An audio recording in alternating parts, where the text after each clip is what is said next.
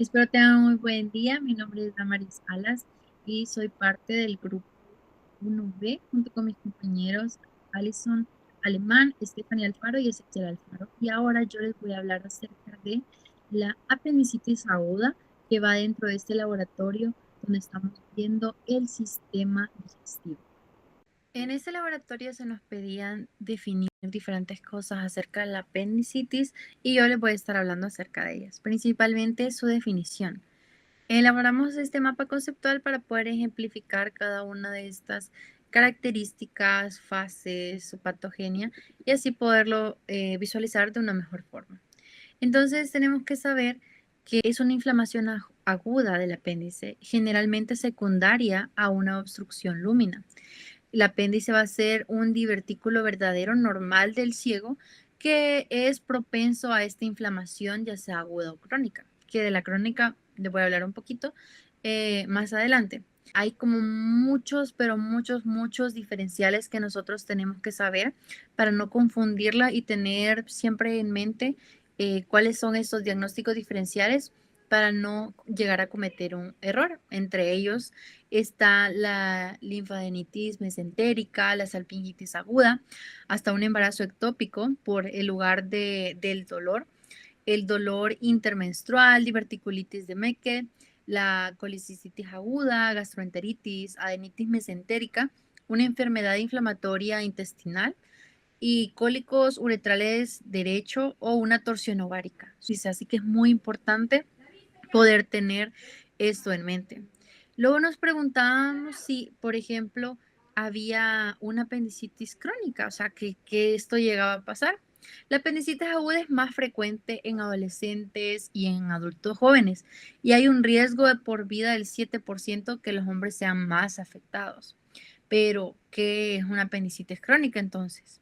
Van a ser como esos episodios repetidos de apendicitis aguda que va a estar subtratada, o sea, que van a estar presentes, pero no van a estar siendo tratados al momento en que la inflamación está en su auge. Y puede haber un dolor abdominal inespecífico que no va a llevar a su tratamiento o a su extracción. Y es entonces que tenemos esto llamado como una apendicitis crónica. Ya hablando de su patogenia, va a causar un aumento de la presión intraluminal y eso va a conllevar a una afectación del flujo venoso.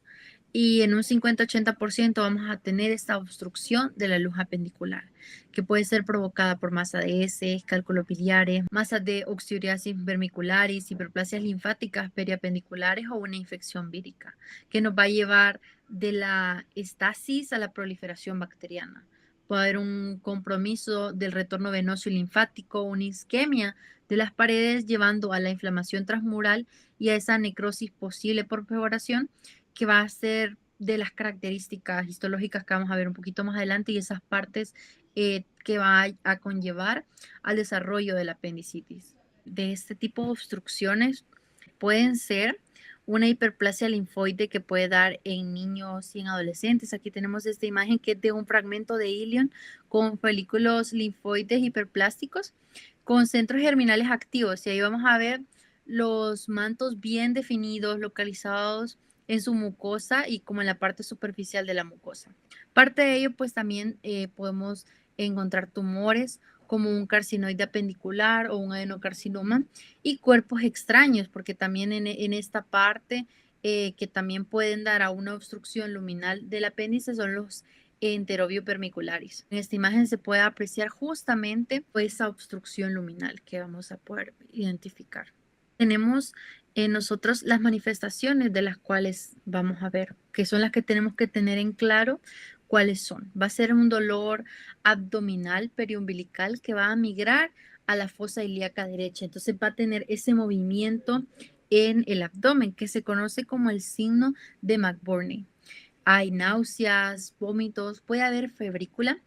Ya al momento de tener más exámenes va a haber una ligera elevación de leucocitos periféricos y van a haber otros signos peritoneales, como es el caso del signo de Blünger, de Browsing, el signo obturador o en el psoas. Entonces, estos signos nos van a llevar a tener esta orientación diagnóstica, que puede suceder complicaciones como una pielofeblitis, una trombosis venosa portal o un absceso hepático o una bacteremia. En el caso, una de las complicaciones más conocidas que es justamente la ruptura antes de su extracción, que es la que llega a ser inclusive hasta septicemia y puede llegar a esta bacteremia que llega a todo el torrente sanguíneo, llegando a causar una muerte en quien es el afectado. Tenemos fases, que es lo que vamos a estar viendo, como la forma en la que esto va sucediendo, cómo va avanzando. Vamos a empezar de una fase catarral o una edematosa que puede suceder entre las primeras 4 y 6 horas, donde hay una hiperemia de la pared, una congestión vascular de predominio venoso y en ese momento se va a dar una disminución del flujo linfático y venoso.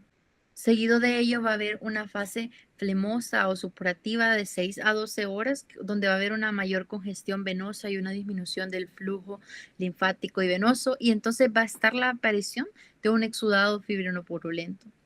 Y va a pasar de ese momento a la fase gangrenosa, que aquí ya va a haber de 12 a 24 horas. Aquí vamos a tener un compromiso arterial linfático y venoso, va a haber una necrosis de la pared apendicular con un gran componente inflamatorio más un exudado purulento, pasando ya a la fase perforada, que son a las 24 horas de tener esta inflamación que ha estado, donde la pared apendicular se perfora y libera todo ese contenido purulento que ha estado a la cavidad abdominal y entonces es que se produce una peritonitis localizada y difusa. Y estas son como la parte que vamos a estar viendo de cómo se va viendo la inflamación hasta que llega a la fase perforada. Junto a estas fases que van a ser visibles de esa forma, también tenemos características histopatológicas que van a estar presentes.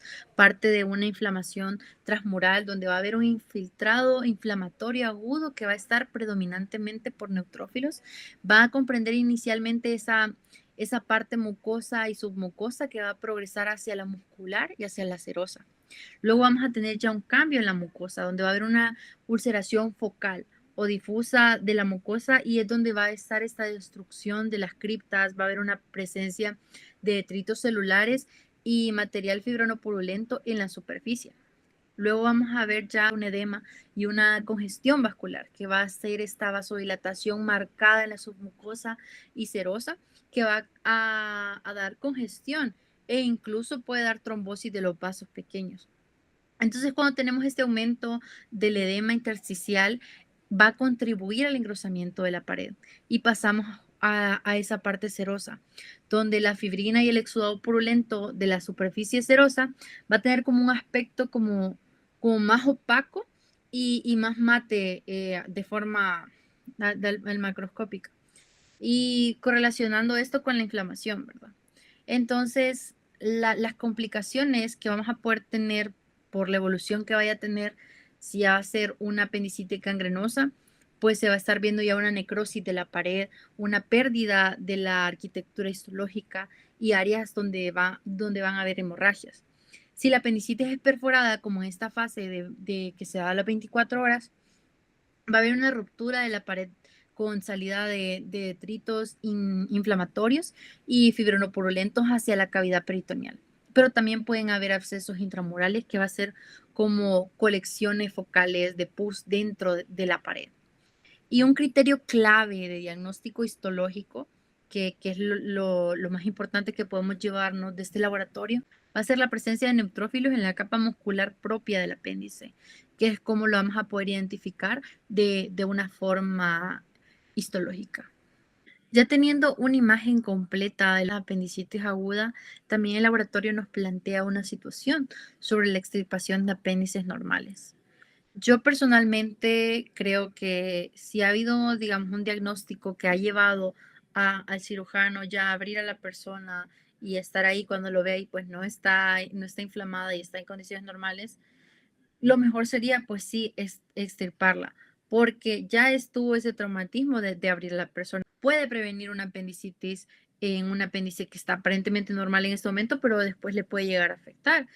Pero en cambio, si es, digamos, una cirugía laparoscópica donde no está esta abertura, esta ruptura de la piel y se ve que no está inflamado y está normal, o sea, lo mejor sería no tocarla, dejarla ahí porque no estaríamos haciendo más daño del que se podría llegar a hacer de haber llevado a un diagnóstico incorrecto.